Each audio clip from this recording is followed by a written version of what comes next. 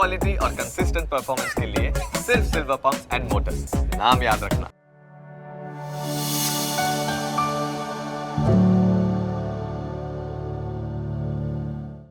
જો તમે મોબાઈલ વડે યુપીઆઈ થી પેમેન્ટ કરો છો તો આ સમાચાર તમારા માટે ખૂબ જ મહત્વના છે।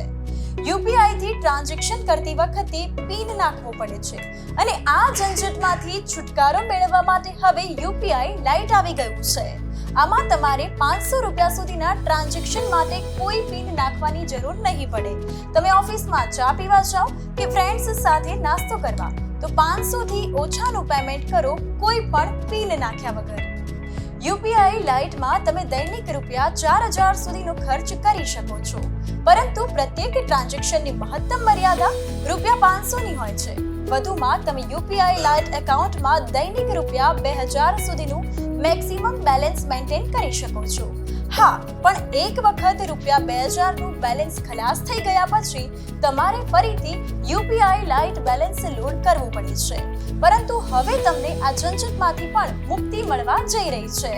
31 ઓક્ટોબરથી એક નવી સુવિધા આવી રહી છે, જેમાં યુપીઆઈ લાઇટ ઓટો ટોપ અપ થઈ જશે અને યુપીઆઈ લાઇટ એકાઉન્ટમાં જ્યારે તમે નિર્ધારિત કરો તે રકમથી ઓછી અમાઉન્ટ થશે એટલે આપોઆપ યુપીઆઈ લાઇટ એકાઉન્ટ તમારા બેંક ખાતામાંથી રૂપિયા ટોપ અપ કરી લેશે। ગૂગલ પે માં તમારે યુપીઆઈ લાઇટ ઓટો ટોપ કેવી રીતે કરવું તે સમજીએ। સૌથી પહેલા ગૂગલ પે એપ ખોલો। અહીં તમને દેખાતી યુપીઆઈ લાઇટ ચિપ પર ક્લિક કરો। તમારે જેટલી અમાઉન્ટ એડ કરવી હોય તે લખો। ત્યારબાદ તમારું ઓટો પે સેટિંગ બદલવા માટે એડિટ પર ટેપ કરો અને કન્ટિન્યુ વિથ ઓટો પે પર ટેપ કરો।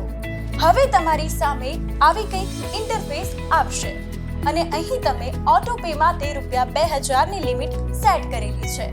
તેના નીચે ફ્રીક્વન્સીનું ઓપ્શન આપેલું છે અને ઓર્ડર આપેલો છે કે જ્યારે બેલેન્સ આ રકમથી ઓછું હોય ત્યારે એપે આપોઆપ ટોપ અપ કરવું। હવે તેની નીચે ડ્યુરેશન લખેલું છે। અહીં તમે આ ઓટો ટોપ અપ કેટલી મુદ્દત સુધી રાખવું તે પણ નક્કી કરી શકો છો।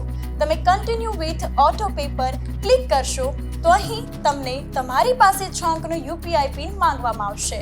જેવો તમે પિન નાખશો એટલે તમારી સામે આ મેસેજ આવશે। બસ તમારું કામ પતી ગયું, તમારું ઓટો પે સેટિંગનું કામ પૂરું થઈ ગયું। બસ તમને મરજી પડે તેમ ખર્ચ કરો અને યુપીઆઈ લાઇટથી પેમેન્ટ કરો, એ પણ પિન નાખ્યા વગર। તો આવા જ રસપ્રદ વિડીયોઝ માટે આપ જોતા રહો ન્યૂઝ કેપિટલ। નમસ્કાર।